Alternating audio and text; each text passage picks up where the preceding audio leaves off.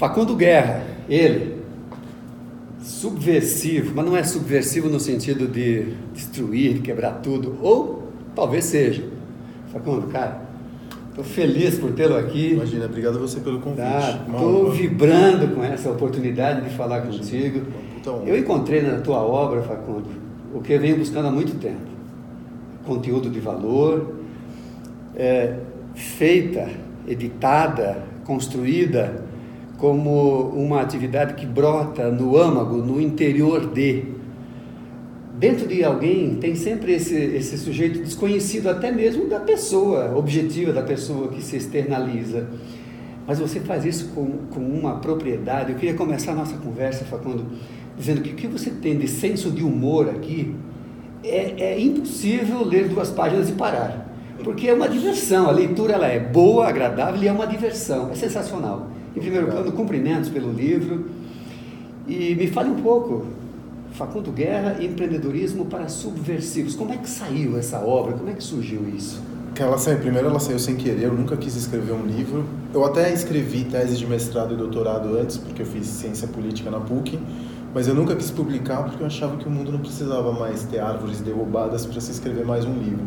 Normalmente quando alguém coloca um livro para fora é por ego, né? Por vaidade, por ego, porque quer se sentir superior aos outros, ou às vezes é porque tem que compartilhar, ou porque sente um ímpeto de compartilhar alguma coisa que aprendeu durante muitos anos e que julga que vai ser importante para pessoas que são mais verdes ou pessoas que estão começando. E uma coisa que sempre me incomodou no mercado de livros, especialmente dos livros de negócios, de autoajuda, são esses livros que eu julgo que são tóxicos, que partem do pressuposto que para você empreender basta força de vontade, basta fé em si mesmo, no seu próprio negócio, ou que te apresenta uma receita para o sucesso, sem questionar o que é sucesso, né? Eu acho que de uma determinada maneira o capitalismo nos dias de hoje ele está muito dogmático, porque parte do pressuposto que o sucesso tem que ser necessariamente vinculado a dinheiro. E vários estudos nas mais variadas cadeiras, nas mais variadas ciências apontam que o sucesso ou a felicidade independe necessariamente de dinheiro. Muito mais dinheiro a partir de um determinado ponto não vai te trazer mais gradiente de felicidade, não vai te trazer mais satisfação íntima e pessoal. Do dinheiro, uma coisa legal. Do dinheiro você fala no livro, dinheiro é bom tê-lo para não pensar no dinheiro. Uma pegada espetacular. Ter dinheiro para não pensar no dinheiro. Você passa a dar ao dinheiro um tratamento de não ser o sujeito da sua vida, o puxador da sua vida, é isso? Eu sempre pensei no dinheiro, porque eu venho de uma família de comunistas, e crescer num ambiente comunista é meio como você crescer numa família evangélica, é muito dogmático. Eu tive que ler os 3 livros do Capital quando eu tinha 12, 13 anos. Isso não se faz com uma criança. Quantas páginas dá isso? Mais de 1.000. Os 3 livros do Capital dão mais de 1.000 páginas. Acho que são 1.500 páginas. E era terrível, isso me fez mal. Mas me moldou a maneira como eu vejo hoje o mundo. E para mim, dinheiro nunca representou... A partir do momento que você converte dinheiro em coisa, você perde o potencial de liberdade. Liberdade é alguma coisa que a gente nunca vai atingir a liberdade plena, porque no capitalismo ele está vinculado com o dinheiro. Uhum. Então, para mim, dinheiro te compra potenciais de liberdade. A partir do momento que você tem dinheiro suficiente... Às vezes você tem tanto dinheiro que você fica escravo dele. Uhum. Né? Então, uma quantidade ótima de gasta dinheiro... energia demais para cuidar dele. Exatamente. Quanto milionário você não vê que passa a vida inteira perseguindo dinheiro e que quando vai bater as botas, isso destrói os laços familiares, porque os filhos ficam disputando, enfim, a sucessão, ficam disputando a herança. O cara passa a vida inteira perseguindo dinheiro para comprar coisas e no final das contas se esquece da comunidade, se esquece dos amigos, se esquece de criar os filhos ou de ter contato, porque nós somos animais sociais, nós somos macacos sociais no limite. Então as relações íntimas com a comunidade, com o próximo, é isso que nos define como Homo sapiens. Você fala em dinheiro como energia, é isso? Para mim ele sempre como energia. É uma unidade energética. Eu estudei engenharia, então energia potencial, energia cinética, qualquer forma de energia, ela serve para alguma coisa, ela pode servir para alguma coisa. A partir do dinheiro, e dinheiro é uma abstração, como energia elétrica, já foi algo material. Na década de 70, quando existia aquela paridade, dinheiro e lastro com ouro, que a gente tinha o Forte Knox, dos desenhos do Pica-Pau e tudo mais. Legal isso. Quando tinha essa paridade cédula ouro. Hoje em dia ele virou uma abstração, tanto é que na última crise, acho que na crise de 2008, desapareceram trilhões do sistema financeiro mundial. Então ele é uma pura abstração, é um algoritmo dentro de um servidor em algum lugar que você nunca vai entender onde é, e as regras do dinheiro, do mercado financeiro, já não são nem mais regidas por humanos, são regidas por inteligências artificiais. As compras e vendas de ações, das microtransações, é um sistema tão complexo que a gente, os homens comuns, a gente já não domina mais as regras. Essas regras são... Aí você coloca o perigo de você ficar subordinado, ficar escravo desse dinheiro. E também uma coisa que é legal que se fala no livro sobre a ideia de ter o dinheiro não como fator de busca, único fator de busca. O dinheiro para o empreendedor, e você tem essa característica de empreendedor, o dinheiro para o empreendedor, ele realmente se comporta como uma variável, é isso? Como um meio. Como um meio. Para mim, o fim último, e é uma coisa que eu falo muito para quem está começando. As pessoas normalmente começam se perguntando, porque na minha cidade aqui não tem uma barbearia, ou aqui no meu bairro não tem um café. Então elas começam pelas razões erradas, acreditando que o mercado precisa de algum determinado tipo de serviço ou produto dentro daquela região que não foi atendido. Então elas vão e se dedicam a alguma coisa que elas não querem fazer, mas que vão fazer por quê? Porque o mercado precisa, logo elas vão ter dinheiro. Muitas vezes isso se mostra errado, porque elas não estudaram direito o mercado, ou porque o mercado não está nem um pouco se importando com aquilo que elas querem colocar para fora. Ou porque um dos teus P's, que você coloca os 3 P's com muita propriedade, um dos teus P's é problema. Eu vou entrar nessa linha de raciocínio, porque é uma linha de raciocínio que vocês vão ver que vale muito a pena entrar nesse universo e buscar a profundidade desse conteúdo. Um dos teus P's é o problema, que você, com muita propriedade, diz o seguinte: quando ele é só seu, quando é uma discussão que é só tua, fica restrito e com possibilidade de não dar certo. Mas quando isso vira uma coisa de comunidade, quando o problema a ser resolvido importa para uma comunidade, você entra para um caminho muito mais promissor. A ideia do primeiro P, do P do problema, nós vimos da ideia da fala do dinheiro como um fator, como um dos elementos, né? Agora, o problema em si, um dos elementos é problema. O dinheiro, muitas vezes, as pessoas atribuem a ele o significado, o sentido de problema. Mas não é isso que você atribui à questão do problema que você levanta. Qual é? O que acontece é que a gente vive num mundo imperfeito. O mundo está coalhado de oportunidades de você refinar a maneira como a gente faz as coisas. Então, a partir do momento que você identifica que algo não está refinado a ponto de estar no sentido ótimo, o que eu digo de sentido ótimo? É gastar o mínimo de energia necessária. Isso eu tenho da engenharia. Quando você tem um problema para resolver na engenharia, você tem múltiplas soluções. Só que tem sempre a solução elegante, que é aquela solução em que você despende a menor quantidade de energia para ter o resultado que você deseja. O termo elegante é uma coisa bacana, boa de usar. Sintético, quase, muito sabe? Boa. Porque se você gasta mais energia para resolver um problema do que o problema em si apresenta, logo você está criando um outro problema. E muita gente cria um outro problema no sentido de tentar resolver um problema. Por exemplo, outro dia eu vi que um sujeito estava fazendo, que é super inovador, pizza de sushi. Pizza de sushi representa uma inovação? Se você for pensar friamente em algo diferente, realmente pode representar uma inovação. Ele está resolvendo algum tipo de problema? Não. Então, eu acho que quando você encontra um problema, essa é a coisa mais importante para mim na vida, ficar caçando problema. Eu não fujo de problema. Nós, assim, especialmente na sociedade ocidental, a gente tende a fugir dos problemas no menor... quando ele se apresenta, a gente tenta fugir dele. Sempre tem um caminho de fuga. Deu pra uma anestesia, sair. Um carboidrato vazio, um açúcar, uma fritura, sente um pouquinho de fome, você prefere encher tua boca de alguma coisa que vai te fazer mal do que passar por 15, 20, 1 hora, 2 horas de fome. A gente pode aguentar até 1 semana sem comer, né? No limite. Então a gente não precisa tentar resolver a fome imediatamente como se a nossa vida dependesse disso e nos fazer mal a médio e longo prazo. Então, para mim, uma das coisas mais caras que existe é encontrar o problema certo. Então, um dos pilares, vamos situar aqui, para que nós tenhamos assim, uma clareza da evolução do raciocínio. São 3 P's. O primeiro deles é o problema, que na verdade você o coloca como oportunidade, Sim. como dádiva, como a chave, como o elemento de maior valor, até porque a partir dele é que saem as demais.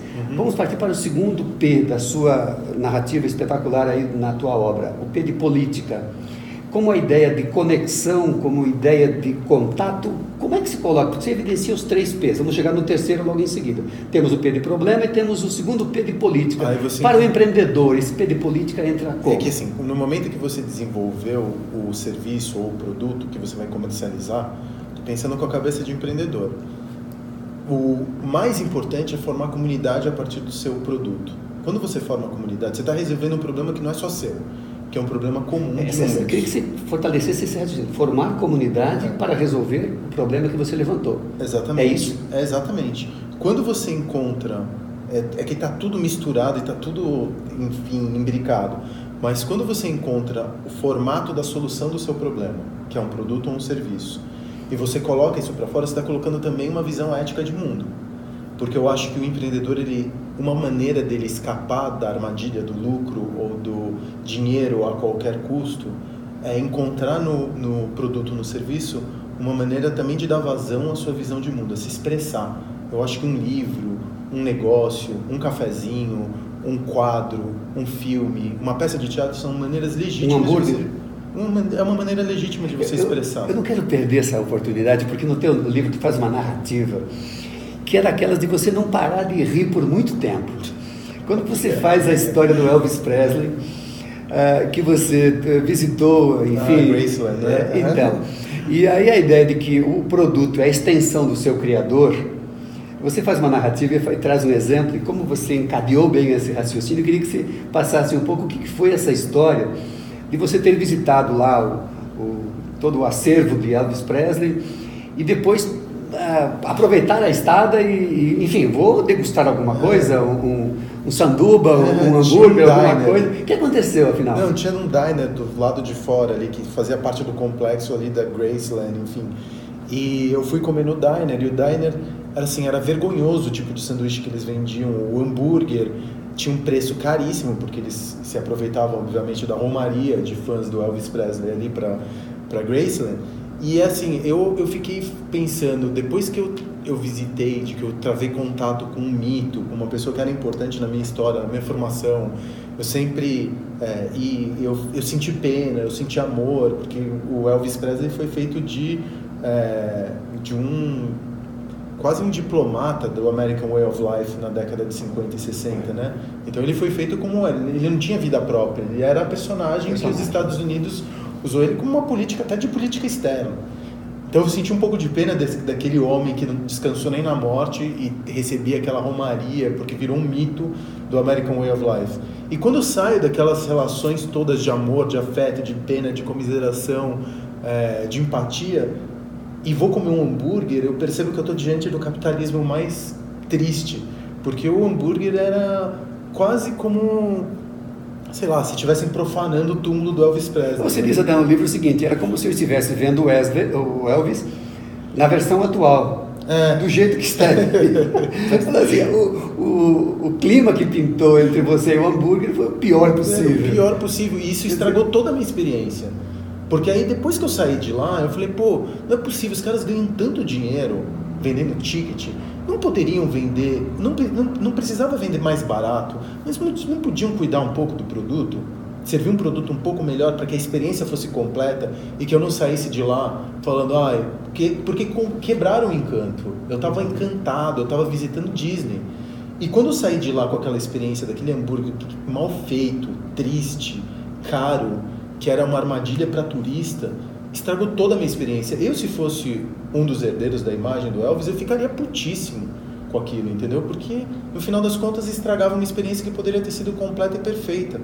E aí a gente vê o capitalismo na sua forma mais cruel. Você consegue ver o capitalismo na sua forma mais cruel quando você vai numa loja de brinquedos. Você entra numa loja de brinquedos e você vê pedaços de plástico sem qualquer tipo de função custando 400, 500 reais. Eu gosto muito de comprar, enfim, eu faço tudo pela minha filha. A gente faz tudo pelos filhos, né? E ela gosta de uma bonequinha que é uma bonequinha surpresa, chama LOL. E aí você já viu isso, né? Sensacional. Cara, aquilo ali é caça-níqueis. Por quê? Verdade. Ele tem o mecanismo da recompensa aleatória que você tem nos caça-níqueis. Então você abre a LOL sem saber se é uma LOL especial, super especial, VIP. Eles hierarquizam a LOL por categorias e a criança abre esperando uma LOL Super VIP que nunca vem. Então você constrói ali um mecanismo de recompensa aleatória que você encontra nas máquinas de caça-níqueis, que você encontra no Instagram, que é uma maneira perversa de viciar a criança. Então você muitas vezes entra numa loja de brinquedos e você se depara com a pior faceta do capitalismo.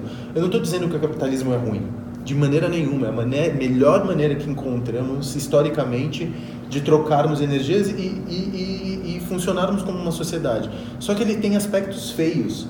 E eu acho que falar dos aspectos feios do capitalismo não cria um demérito ao capitalismo. Eu acho que é uma maneira que a gente tem que refinar o capitalismo. Perfeito. A melhoria passa por aí. Sim.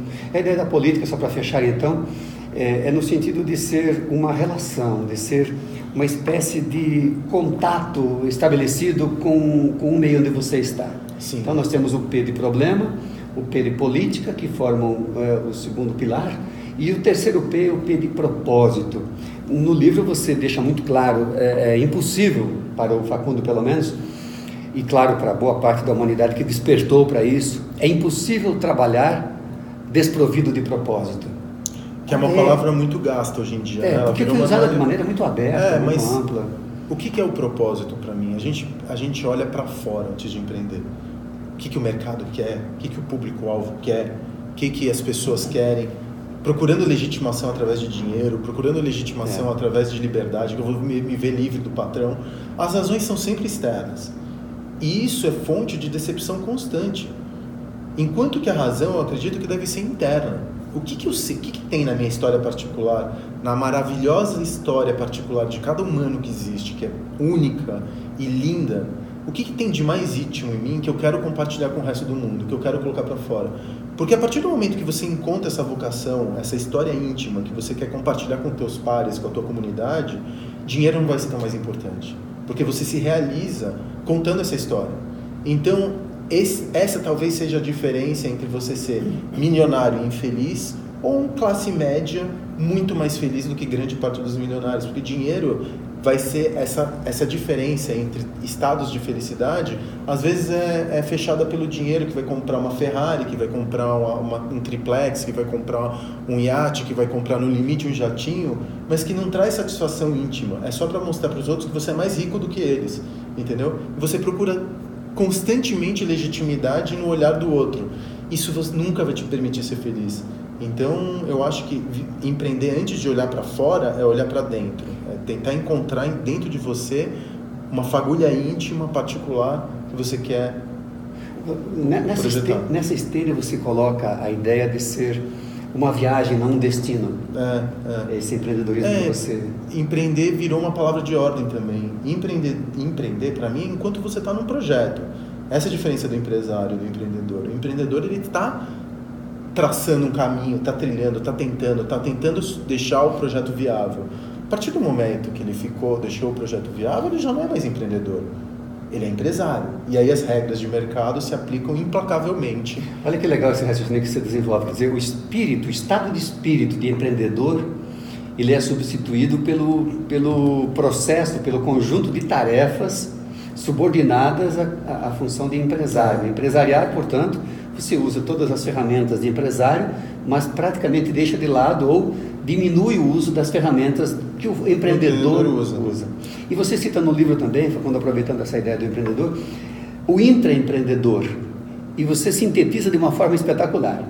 O intraempreendedor é um trabalho, é um emprego, é uma ocupação acrescida de significado. É por aí? É quando você encontra...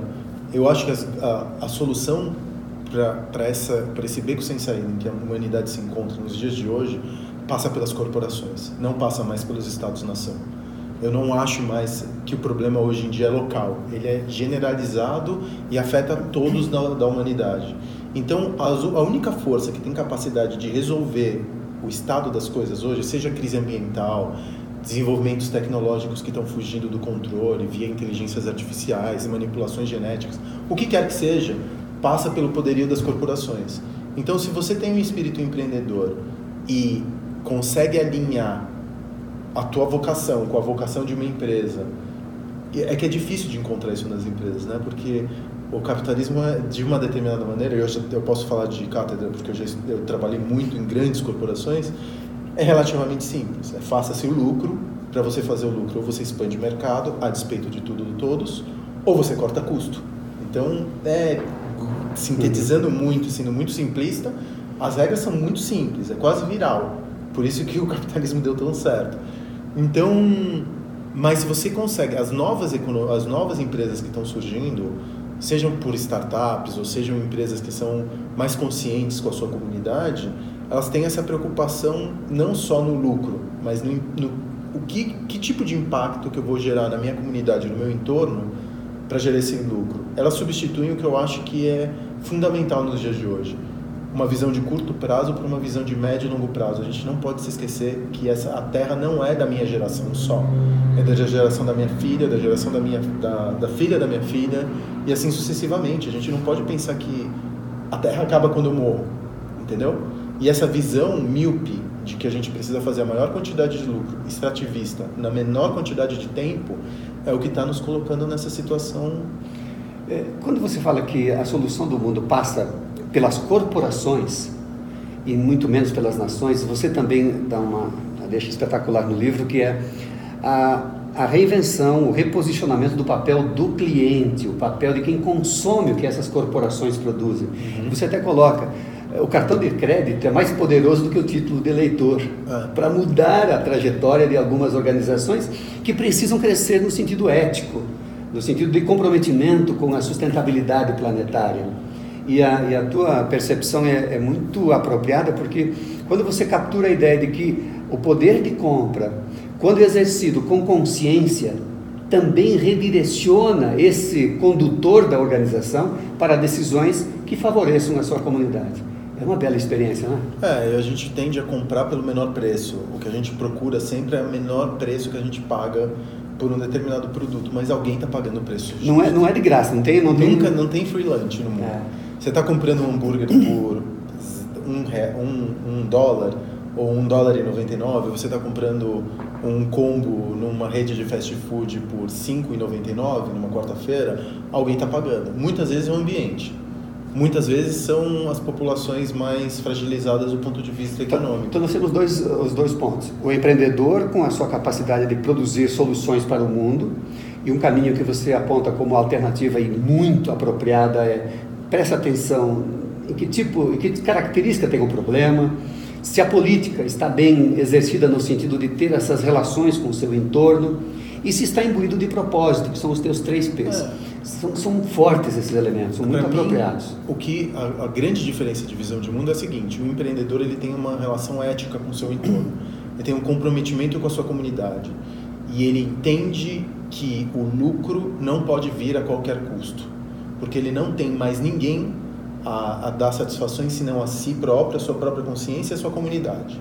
Enquanto que as grandes corporações, porque elas são desprovidas de rosto, e porque elas são governadas pelas leis do mercado de procura, e pelos acionistas, e pelos stakeholders, e tudo isso é muito imaterial, e muito intangível, e muito espalhado e distribuído no mundo, elas têm a única preocupação com o valor da bolsa, do papel na bolsa, ou do lucro, independentemente do que venha, né? Então as corporações, elas são desprovidas de ética.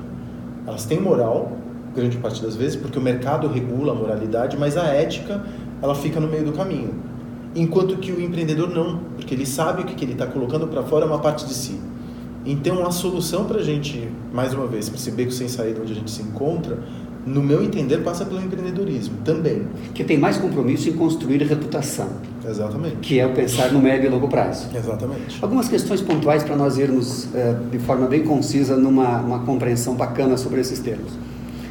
A importância do timing, a oportunidade de fazer, o empreendedor que é tão importante para a sustentabilidade, o timing, o momento de fazer. Eu sei que você é muito adepto à ideia, puxa, peguei a oportunidade, capturei a oportunidade, materializei, transformei isso em negócio, virei aí o empresário, mas preservo minha veia empreendedora. É importante que esse empreendedor se situe bem no tempo e no espaço e aproveite a onda. Para mim, muitas vezes o empreendedor, quando ele decide fazer um negócio, ele perde muito tempo fantasiando sobre o negócio. Ele fantasia mais sobre o negócio do que ele coloca efetivamente no negócio. Ou ele fica com ilusões de perfeccionismo, ou ele fica refinando demais o projeto. E aquele velho ditado que a nossa avó dizia, né? Que o ótimo é inimigo do bom. Eu prefiro um negócio relativamente, porque ele nunca vai estar pronto. Não existe negócio pronto. O dia que o negócio estiver pronto, significa que ele vai morrer. Entendeu? Ele tem que estar constantemente em refinamento. Então, talvez os primeiros 2 ou 3 meses sejam o momento onde você mais vai refinar o negócio. Mas eu prefiro soltar rápido. Eu, por exemplo, estou num projeto agora que está me dando uma aflição terrível porque eu estou achando que eu estou perdendo timing. Porque eu não estou conseguindo fechar o contrato de locação. Isso está me trazendo um desespero. Aí eu fui fazer o business plan, porque a gente estava... Eu sou contra o business plan, mas eu sofri pressão dos meus sócios para fazer o business plan e fui fazer fui estimar as variáveis, enfim, fazer todas as estimativas. E a gente chega no business plan, no final, que não reflete a minha intuição. Eu consigo definir quanto que o negócio vai faturar com 10% de margem de erro, porque eu já fiz 20%. Então eu sei como o negócio vai se comportar em São Paulo especificamente, no meu ramo. Então às vezes a gente ficou 2 semanas, 3 semanas refinando o business plan, em reuniões para tentar encontrar todo mundo, e eu estou perdendo tempo. Então tem, para mim, o momento onde você coloca o negócio, seja cedo, que não seja nem cedo e nem tarde demais, vai definir... Você tocou num outro ponto fundamental aí, sócios. Como encontrar as pessoas certas para você se juntar num projeto que vire vencedor? Eu não posso dizer como funciona para os outros, eu posso dizer como funciona para mim. Aliás, isso aqui não é regra para ninguém, tá? É só um jeito muito íntimo, muito próprio de fazer as coisas. Mas eu preciso de sócios. Primeiro que sejam alinhados eticamente comigo. Eticamente? Eticamente. Eu não me importo se o cara vai votar... Isso é condição básica, não tem como entrar. Isso não é inegociável. Perfeito. Eu não me importo se o cara vai votar no candidato X ou no Y, a gente está com tudo muito polarizado. Então a gente pode ter visões de como chegar ali, no futuro melhor, de caminhos distintos, mas as regras têm que ser as mesmas. Eticamente, a gente tem que estar alinhado. A segunda questão é a complementariedade.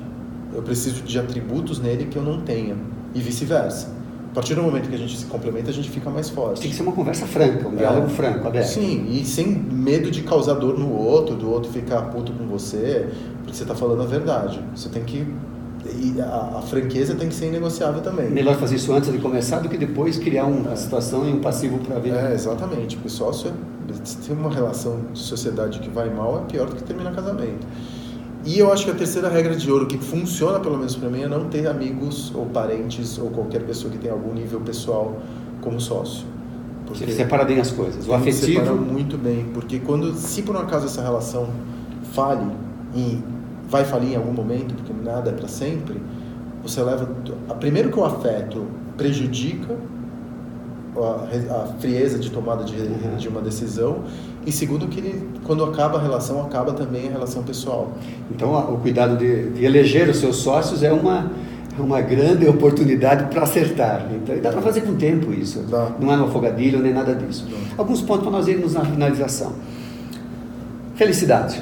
O que tem a ver isso com a tua história, tua experiência e com esse mundo de empreendimento que você vive? Isso é um fator que está presente, você sente isso? Como é que se lida com isso? Eu acho que felicidade é um conceito muito íntimo, né? Para mim, felicidade é muito material, recompensa química que você recebe no teu cérebro a partir de uma determinada tarefa que você performa. É a diferença entre a expectativa e a realização. Esse delta eu chamo de felicidade. Quanto mais próximo da tua expectativa a coisa se concretiza, tanto mais feliz você é. Você projetou um futuro e você conseguiu fazer com que esse futuro acontecesse. Isso te dá recompensa química e você se sente feliz ou realizado, satisfeito com aquilo que você faz. Para mim não passa por dinheiro, por exemplo. Passa assim, a partir do momento, e eu tenho que deixar isso muito claro, porque as pessoas às vezes acham que eu sou hippie, que abraço árvore, que eu sou monástico.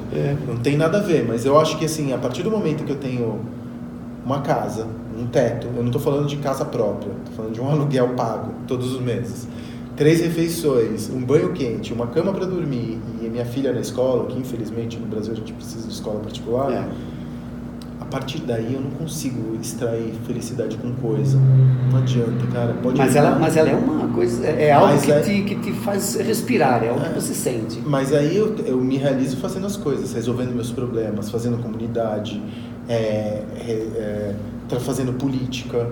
É desse jeito, política que eu te digo, nesse sentido mais miúdo, de relações, formando comunidade, sendo reconhecido, servindo de exemplo eventualmente. Pode ser um traço de vaidade, mas vale para mim mais do que dinheiro. É um feedback importante. É um feedback importante. Então, quando as pessoas mandam uma mensagem no Instagram falando: eu li teu livro foi super importante para eu formar meu negócio e evitar erros que eu estava cometendo, ou seu livro mudou a minha maneira de ver como empreender, cara, isso para mim é muito mais valioso do que dinheiro na minha conta. É conversível em recompensa química. Por isso que é tão valioso isso.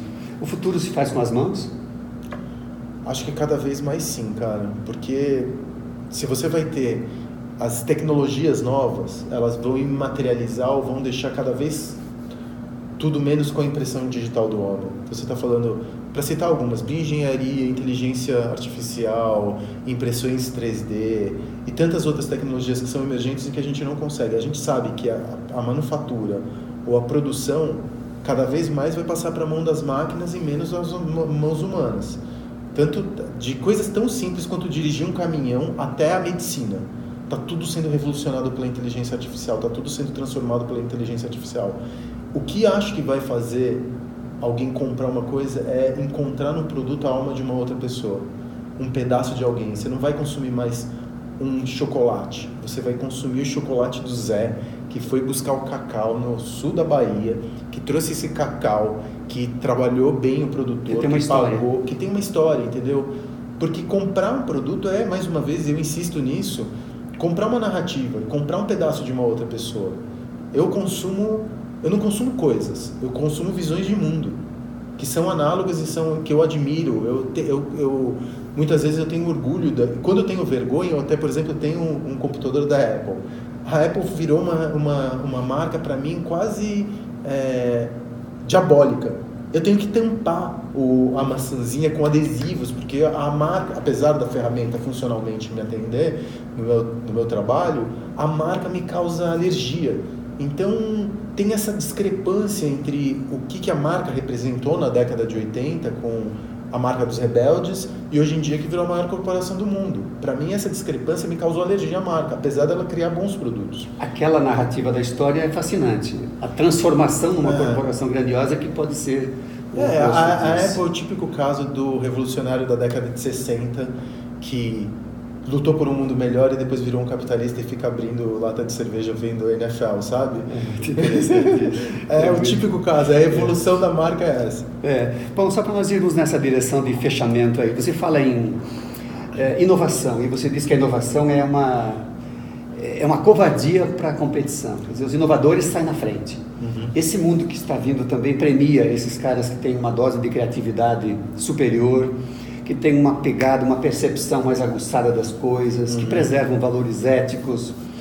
O Facundo Guerra, nessa sua trajetória exitosa, eu digo exitosa porque a versão atual do Facundo resume isso, com todas as suas nuances, com todas as suas passagens, a sua versão atual representa essa conquista que você teve. E você é o espelhamento de uma trajetória vitoriosa.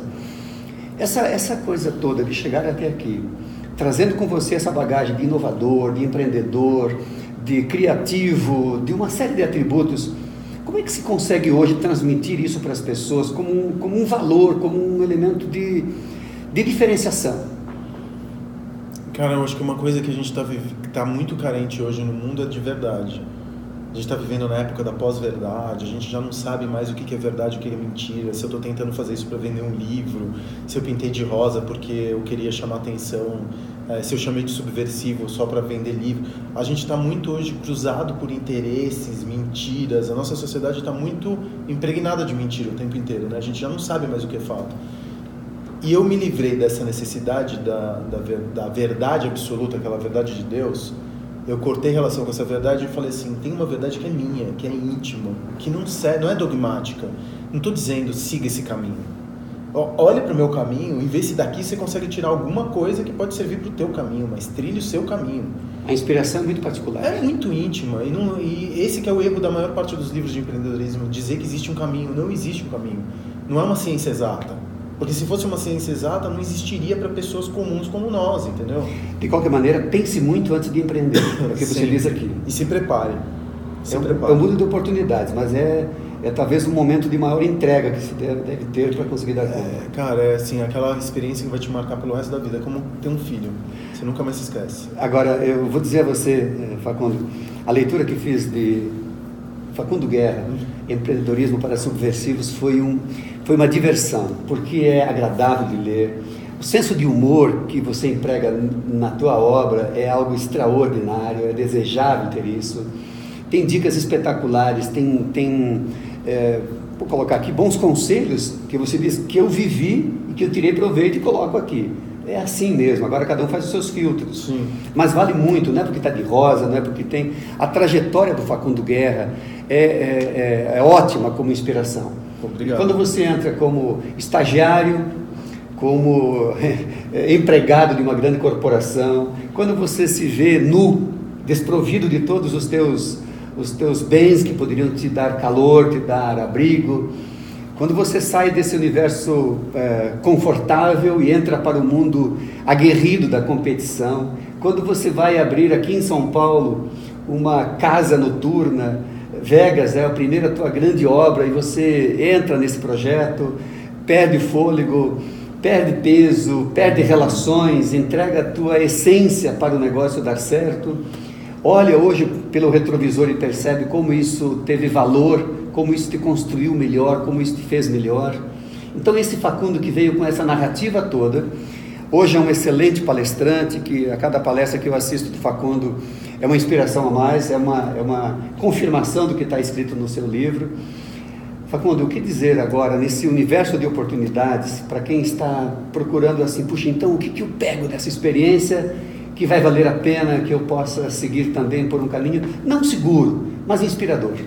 Eu acho que... Essa narrativa que fiz, reflete a verdade da tua? Reflete parte dela. Parte de tudo, tem muito mais coisa aí, né? Mas aí o que eu acho, assim, que empreender, antes de mais nada, é pensar friamente, é reduzir risco, né? Porque é muito arriscado empreender no Brasil. Você sabe muito melhor do que eu quanto o ambiente brasileiro, de uma determinada maneira, é tóxico para o empreendedor. Né, para a gente se aventurar, é um caminho que muitas vezes está fadado até um insucesso, porque a gente não se prepara para empreender, a gente não tem nenhuma educação que forme empreendedores no país. A gente tem uma educação ainda no modelo antigo que forma a gente para obedecer, para ter uma carreira. A nossa educação sempre foi de uma determinada maneira funcional, voltada para uma carreira, voltada para uma profissão, e essas profissões estão em xeque. A gente não sabe quais são as profissões que vão existir daqui a 10 ou 20 anos. Eu acho que a gente precisa fortalecer o espírito humano, fortalecer o que existe de nós, existe de humano em nós. E eu acho que empreender é um reflexo disso. Empreender não pode ser uma fórmula, empreender não pode ser um verbo, empreender não pode ser um imperativo, empreender não pode ser algo que vem de fora para dentro, mas é querer colocar algo de dentro para fora. É o sentido inverso, é essa força inversa. Quando você consegue fazer isso de uma maneira legítima, com a tua verdade íntima, não tem dinheiro que suplante isso, de maneira alguma. Facundo Guerra encontrou a sua energia, foi direcionada para a realização da sua vocação, daquilo que você tem, que você traz como bagagem. Exatamente. E a conversa contigo é sensacional. Sem dúvida, os que vão nos assistir vão perceber a franqueza, essa disposição de dizer realmente o que sente. A tua experiência, a tua narrativa é uma experiência muito rica, muito apropriada. O mundo empreendedor é sempre um mundo cheio de desafios, e a ideia é colocar você cada vez mais ao alcance do conhecimento das pessoas, que as pessoas possam acessar o seu conteúdo, que a tua história, que foi cheia de elementos valiosos para quem quer ter aí um pouco de parâmetro do que é fazer, afinal de contas, uma viagem pelo mundo do empreendedorismo. E você nos coloca em sintonia, em proximidade com isso. Eu espero sinceramente que você tenha ainda inúmeras outras boas histórias para contar, que venha logo mais alguma obra das suas criações e que você faça um exercício de colocar isso para dentro do livro. Eu acho que eu coloquei tudo que eu podia aí. Acho que não, tem muita coisa boa aí. Não sei, acho que não. Eu não consigo ver, de verdade. Eu falei, e eu escrevi também um livro porque muita gente me perguntava, puxa, como que eu começo? Você conseguiu fazer 20 negócios ao longo de 10 anos? Como que eu começo? Eu falei, olha, tudo que eu tenho para dizer está no livro. E eu pensei que ninguém ia ler esse livro, te juro. Porque eu não subestimou. Não subestimei, não. Eu escrevi para mim mesmo. Você fica falando consigo mesmo, né? Quando você está escrevendo. Você como escritor, você sabe disso. Você fala com é um trânsito. É um diálogo interno que você joga na... E é uma coisa muito íntima. Às vezes você se lê, se você escreve com verdade mesmo, eu tenho vergonha do livro. Se eu abro o livro, eu tenho vergonha dele porque eu me vejo quase nu. É muito... A tua intimidade está revelada. Minha intimidade, coisas que eu nunca tinha compartilhado com outras pessoas, entendeu? É uma aventura muito íntima que agora, sei lá, 10 mil pessoas leram. Então eu fico um pouco constrangido às vezes. Nada, essa aqui é uma obra maravilhosa, eu recomendo. Facundo Guerra é um argentino que veio para o Brasil ainda na tenra idade, fez história no Brasil, por São Paulo. Só para finalizar, por que o seu fascínio, seu gosto por lugares? Se fotografa, se coloca no Instagram suas percepções através de câmeras e tal. Por que esse fascínio por lugares? Isso está conectado com o teu interior, com teus valores? Acho que um lugar a gente tende a pensar arquitetura por tijolos, né? Como tijolo, argamassa, revestimento, e eu penso arquitetura como pele de um monte de humanos. Eu acho que a arquitetura ela reflete os humanos que ocupam essa arquitetura. Então, quando eu falo de arquitetura, eu falo de gente, eu não falo de prédio. E eu sou fascinado pelos humanos, amo os humaninhos, e eu gosto de montar lugares para eles se encontrarem.